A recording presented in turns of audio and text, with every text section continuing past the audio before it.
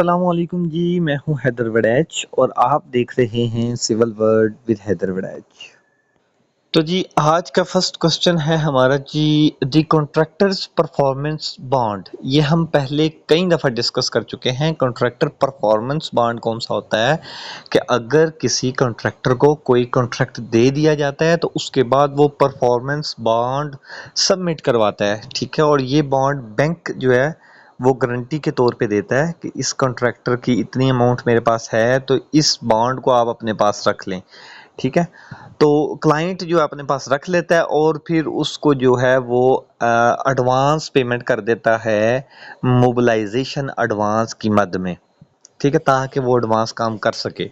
लेकिन अगर advance payment लेके कॉन्ट्रैक्टर भाग जाता है तो ये जो बॉन्ड है ये क्लाइंट के पास या गवर्नमेंट के पास पहले से होता है, ठीक है। तो परफॉर्मेंस बॉन्ड क्या होगा जी, ये होगा provide the guarantee for the completion of the work according to contract, ठीक है, यही उसका पर्पज है।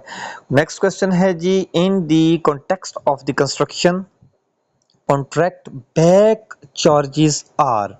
ये बैक चार्जेस क्या होते हैं? बैक चार्जेस होते हैं कि बिलफर्ज आपने पेमेंट कर दी और फॉर एग्जांपल रनिंग काम चल रहा था तो रनिंग बिल आपने बना दिया, रनिंग पेमेंट होगी, उसको इंटीरियम पेमेंट बोलते हैं। तो आपने इंटीरियम पेमेंट कर दी, लेकिन बाद में जब फाइनल इंस्पेक्शन हुई तो आपको पता चला जी मैंने फॉर एग्जांपल इस चीज़ की पेमेंट कर दी थी, पेमेंट क्योंकि एडवांस हो गई थी, काम वो चल रहा था, तो काम पेमेंट होने के बाद उसने जो है ना उसकी स्पेसिफिकेशन जो अंडर स्पेसिफिकेशन कर दी, उसे पता चला जी पेमेंट हो गई है इसकी, ठीक है। या फिर कोई काम छोटा मोटा आइटम कोई जो है ना वो उसने लगाना मुनासिब ही नहीं समझा, ठीक है, या लगाया ही नहीं, तो उस सूरत में फिर बैक चार्जेस होते हैं, उसके चार्जेस को माइनस कर दिया जाता है फाइनल बिल में। तो ये क्या होगा जी, ये होगा ऑप्शन बी है जी, cost deducted from the contractor payment for the work that was unsatisfactory और नॉट कंप्लीटेड। जो काम हुआ ही नहीं या जो काम उसने किया लेकिन अनसेटिस्फैक्टरी है तो पेमेंट बैक हो जाएगी, उस बैक पेमेंट को हम बैक चार्जेस बोलते हैं।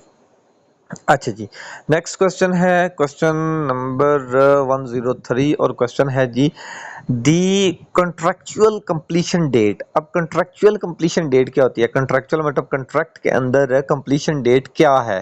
तो जो कॉन्ट्रैक्ट के अंदर डेट लिखी होगी वो कॉन्ट्रैक्चुअल डेट होती है, कंप्लीशन डेट। अब उसके बाद कब कॉन्ट्रैक्ट कंप्लीट हुआ वो बाद की बात है, और उस पे जो है वो पेनल्टी के तौर में आपके लिक्विडिटी डैमेजेस भी लगते हैं। तो ऑप्शन बी क्या है जी, date agreed upon the contract for completing all works, ठीक है।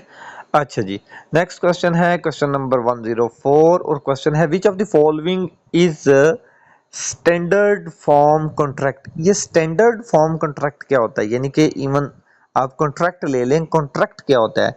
ये एक्चुअली एक बाइंडिंग होती है किसके दरमियान? क्लाइंट के और कॉन्ट्रैक्टर के, a legal binding agreement between the contractor and client, ठीक है। So option A is correct option.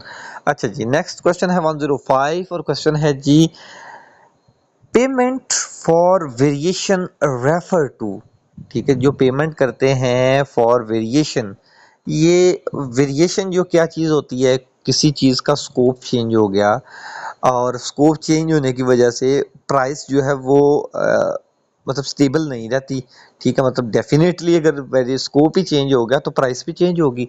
तो जी वेरिएशन, पेमेंट फॉर वेरिएशन क्या है जी? ऑप्शन ए है, adjustment in the contract price due to the changes in scope और work. काम चेंज हो गया, स्कोप चेंज हो गया तो वेरिएशन होगी, और इसके काम की वेरिएशन या स्कोप चेंज होने की वजह से अलग से इसकी पेमेंट की जाती है, ठीक है। नेक्स्ट क्वेश्चन है जी क्वेश्चन नंबर 106 और क्वेश्चन है दी कॉन्ट्रैक्टर्स वारंटी। अब ये कॉन्ट्रैक्टर वारंटी क्या होती है भाई जी? ये कॉन्ट्रैक्टर वारंटी होती है कि काम कंप्लीट हो गया, कंप्लीट होने के बाद जब उसका लाइबिलिटी, देखिए वारंटी जो है ना, वारंटी ये नहीं है कि ये बंदा काम कंप्लीट करेगा, वारंटी ये है कि काम कंप्लीट होने के बाद उसकी वारंटी है कि क्या 1 साल तक ये बिल्कुल ओके भी है, इसमें कोई डिफेक्ट्स वगैरह तो नहीं है। तो क्या ऑप्शन होगा जी? The assume the ensure the quality and performance of the work for a specific period after completion. तो कंप्लीशन के बाद उसकी क्वालिटी या परफॉर्मेंस आपने देखनी है, तो option B is correct. Next question है जी the contractor schedule of payment. अच्छा, स्केड्यूल क्या होता है? एक तो स्केड्यूल होता है, स्केड्यूल ऑफ वर्क होता है, काम का स्केड्यूल होता है, मतलब काम को हम जो है वो ब्रेक डाउन कर लेते हैं, मतलब उसके टास्क जो है छोटे छोटे टास्क में डिवाइड कर लेते हैं और फिर काम करते हैं। इसी तरह स्केड्यूल ऑफ पेमेंट, अब पेमेंट का भी स्केड्यूल इसी तरह ही है। टाइम जो है वो पहले से मतलब वो डेट वगैरह, काम वगैरह या परसेंटेज वगैरह पहले से सेट होती है, कितने परसेंट काम हो जाएगा, या मैं काम कर रहा हूँ इस डेट को मुझे पेमेंट हो जाएगी। नेक्स्ट फिर 70% अगर मुझे काम हो जाएगा तो 70% काम होने के बाद इतने डेज तक मुझे अगली पेमेंट हो जाएगी। तो स्केड्यूल ऑफ पेमेंट से मुराद है कि पेमेंट का क्या स्केड्यूल है। ठीक है, ऑप्शन ए है timeline, timeline of the complete project. Project का तो इसका ताल्लुक ही नहीं है ना, अभी तो ताल्लुक पेमेंट का है। तो ऑप्शन बी क्या है जी, the payment amount and date agreed upon the contract. ठीक है, जो कॉन्ट्रैक्ट में एग्री किया गया होता है वो स्केड्यूल, उसको हम बोलते हैं कॉन्ट्रैक्ट स्केड्यूल ऑफ पेमेंट।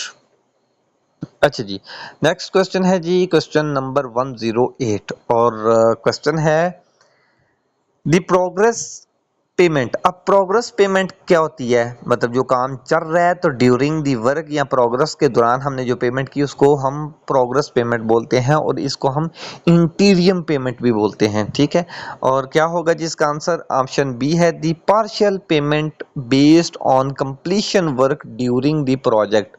जो ड्यूरिंग दी प्रोजेक्ट जितना काम कंप्लीट हुआ होगा उसकी पेमेंट जब हम करेंगे तो वो हमारी प्रोग्रेस पेमेंट होगी।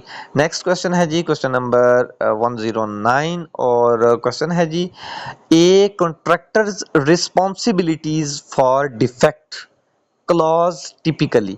मतलब कौन सी क्लास है ये, क्लास क्या करती है, क्लास कौन सी जी? The contract responsibility for defect, मतलब डिफेक्ट की जो रिस्पॉन्सिबिलिटीज हैं डिफेक्ट होने पे कॉन्ट्रैक्टर की, ये क्लास क्या है? एक्चुअली इस क्लास में है जी outline the contractor's application to repair defects that arises during the warranty period. Warranty period के अंदर अंदर जो डिफेक्ट्स आएंगे उसको किसने क्लियर या रेक्टिफाई किसने करना है? ये कॉन्ट्रैक्टर ने करना है, और कॉन्ट्रैक्टर की ये ड्यूटी है, ये रिस्पॉन्सिबिलिटी है, और यही इस क्लास में लिखा हुआ है। ठीक है, नेक्स्ट जी क्वेश्चन है क्वेश्चन नंबर 108, सॉरी जी 110 नंबर क्वेश्चन है जी the security bid security. Bid security क्या होता है?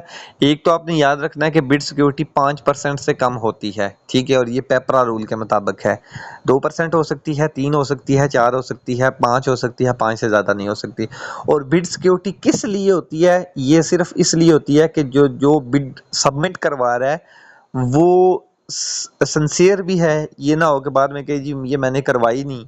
ठीक है, कोई और किसी और ने बिड मेरे नाम की करवा दी है। ठीक है, मतलब वो उस बिड को ऑन भी कर रहा है कि नहीं कर रहा। तो ये सिर्फ उस मद में जो है सिक्योरिटी जमा करवाई जाती है कि मतलब कि अगर बाद में वो ऑन ना करे तो ये जब्त कर ली जाती है। तो ये क्या होगा जी, an amount submitted that the bid to ensure that the bidder will honour their offer. ठीक है, जो उसकी ऑफर है उसको वो ऑनर ऑन कर रहा हो। ठीक है, अच्छा जी, नेक्स्ट क्वेश्चन है जी what is the liquidity damages. Liquidity damages होते हैं, ये पहले से तय होता है कि अगर कॉन्ट्रैक्टर ने काम ना किया तो उसको ये जुर्माना होगा, ये पेनल्टी होगी। तो यही इसका आंसर है जी, predetermined amount the contractor must pay if the work is delayed. अगर काम लेट हो गया तो ये अमाउंट मस्ट पे करेगा कॉन्ट्रैक्टर, और इसी को हम बोलते हैं लिक्विडिटी डैमेजेस। अच्छा जी, नेक्स्ट क्वेश्चन है जी the tender invitation document typically included. अब टेंडर इनविटेशन क्या चीज होती है जी? टेंडर इनविटेशन का मतलब है कि जो प्रपोजल हमने कॉन्ट्रैक्टर्स को भेजनी है, इनविटेशन जो हमने देनी है कि हम ये टेंडर लगाने जा रहे हैं, तो मतलब इनविटेशन, सबको इनवाइट करना, तो इसको बोलते हैं जी टेंडर इनविटेशन। क्या है जी, a request for the proposal from interested contractors, इसको बोलते हैं जी टेंडर इनविटेशन। अगेन आ गया जी ये वारंटी पीरियड क्या चीज है। Warranty period in the construction contract is typical. तो ये मैं पहले बता चुका हूँ कि काम कंप्लीट होने के बाद the period during which the contractor is liable for defects, जो डिफेक्ट आते हैं कंप्लीट होने के बाद उसको रेक्टिफाई करने का जो पीरियड होता है 1 साल का, जिसको हम डिफेक्ट लायबिलिटी पीरियड बोलते हैं, उसको हम वारंटी पीरियड भी बोलते हैं। ठीक है। नेक्स्ट बी ऑप्शन क्या है जी, which the time it takes to complete the project. जो टाइम लगा कंप्लीट होने में वो लायबिलिटी पीरियड तो नहीं, वो वारंटी पीरियड तो नहीं। वारंटी पीरियड तो कंप्लीट होने के बाद होगा। ठीक है। नेक्स्ट क्वेश्चन है जी क्वेश्चन नंबर 114 और क्वेश्चन है जी the contract completion certificate is issued when. अब कंप्लीशन सर्टिफिकेट कब दिया जाएगा? जब डिफेक्ट लायबिलिटी पीरियड भी गुजर जाएगा कंप्लीट होने के बाद, उसमें छोटे मोटे जो माइनर डिफेक्ट्स थे वो भी रेक्टिफाई हो जाएंगे, तो उसके बाद कंप्लीट सर्टिफिकेट इशू किया जाता है। ठीक है।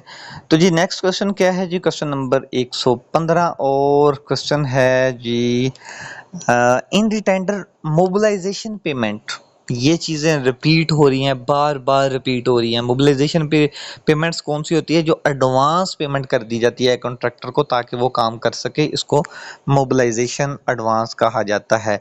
नेक्स्ट क्वेश्चन है जी 116 नंबर क्वेश्चन है स्कोप ऑफ वर्क। अब जहां पे स्कोप की बात आएगी, स्कोप ऑफ वर्क, काम का क्या स्कोप है? स्कोप से मतलब होता है कि कौन कॉन्ट्रैक्टर कौन सा काम करने जा रहा है, यानी कि टास्क टू बी डन। ठीक है, इसको हम बोलते हैं स्कोप ऑफ द वर्क। ये क्या लिखा हुआ जी? ऑप्शन बी है जी the specific task the contractor is expected to complete. ठीक है, जो वो कंप्लीट करने जा रहा है, जिसको हम स्कोप ऑफ द वर्क बोलते हैं। ठीक है। नेक्स्ट क्वेश्चन है जी a non disclosure agreement. Non disclosure agreement क्या होता है? नाम से ही जाहिर है कि नॉन डिस्क्लोजर, कि इसको डिस्क्लोज नहीं करना। एक ऐसा एग्रीमेंट जिसमें कॉन्फिडेंशियल चीज़ें होती हैं, जो इस एग्रीमेंट में तय पा जाती हैं कि इसको हमने जो है वो डिस्क्लोज नहीं करना। ठीक है। Protect confidential information shared during the bidding process. ठीक है। अच्छा जी नेक्स्ट क्वेश्चन है 118 नंबर क्वेश्चन और क्वेश्चन है जी performance bond is usually provided by. Performance bond भी हम बड़ी दफा डिस्कस कर चुके हैं कि कंट्रैक्टर की तरफ से जो है ना एक गारंटी होती है कि वो काम को कंप्लीट करेगा। ठीक है। अच्छा जी नेक्स्ट है जी 119 नंबर क्वेश्चन है जी कॉस्ट प्लस कॉन्ट्रैक्ट। ये कॉस्ट प्लस कॉन्ट्रैक्ट क्या होता है? एक तो होता है कॉस्ट, यानी कि ये है कॉस्ट प्लस कॉन्ट्रैक्ट। मतलब कॉस्ट प्लस कोई फिक्स्ड फीस हो सकती है, या फिक्स्ड उसका जो है प्रॉफिट हो सकता है, या होगा कॉस्ट प्लस फिक्स्ड परसेंटेज हो सकती है। का मतलब जितनी कॉस्ट का होगा, इसका मैं 1% प्रॉफिट लूंगा, 0.5% प्रॉफिट लूंगा, ये जितना भी प्रॉफिट लूंगा। ठीक है। तो इसको बोलते हैं जी कॉस्ट प्लस कॉन्ट्रैक्ट। तो जी ऑप्शन ए है जी the contractor is paid based on actual cost plus fixed fee और परसेंटेज। तो ये क्या होता है कि जो उसने काम किया, जो कॉस्ट है वो होगी, प्लस उसके या तो फिक्स पेमेंट होगी, फिक्स परसेंटेज होगी, या तो फिक्स परसेंटेज होगी और या फिर फिक्स फी होगी। नेक्स्ट क्वेश्चन है जी क्वेश्चन है 120 और क्वेश्चन है in construction contract third party insurance से क्या मुराद है? Are typically required to, sorry मैं थर्ड पार्टी इंश्योरेंस क्या कहूँ, थर्ड पार्टी इंस्पेक्शन। ठीक है। तो कोई भी काम होता है तो ये भी बड़े बड़े कॉन्ट्रैक्ट का ये हिस्सा होता है कि थर्ड पार्टी इंस्पेक्शन करेगी। अब थर्ड पार्टी इंस्पेक्शन से क्या मुराद है कि एक तीसरी पार्टी आके इंस्पेक्शन करेगी। ठीक है। फॉर एग्जांपल हम क्लाइंट कंसल्टेंट को भी थर्ड पार्टी कह सकते हैं। ठीक है। इसके अलावा पूरा पूरा डिपार्टमेंट जो है ना वो थर्ड पार्टी को हायर करता है कि डिपार्टमेंट के ऊपर चेक किया जाए। ठीक है। तो क्या करता है थर्ड पार्टी करता है जी मॉनिटर करता है, monitor the quality of work and compliance with the specification. ठीक है। उसकी क्वालिटी को देखता है और देखता है कि क्या सारा काम स्पेसिफिकेशन के मुताबिक हुआ है। तो जी आज के लिए इतना ही, मिलते हैं जी नेक्स्ट वीडियो में। अल्लाह हाफिज़।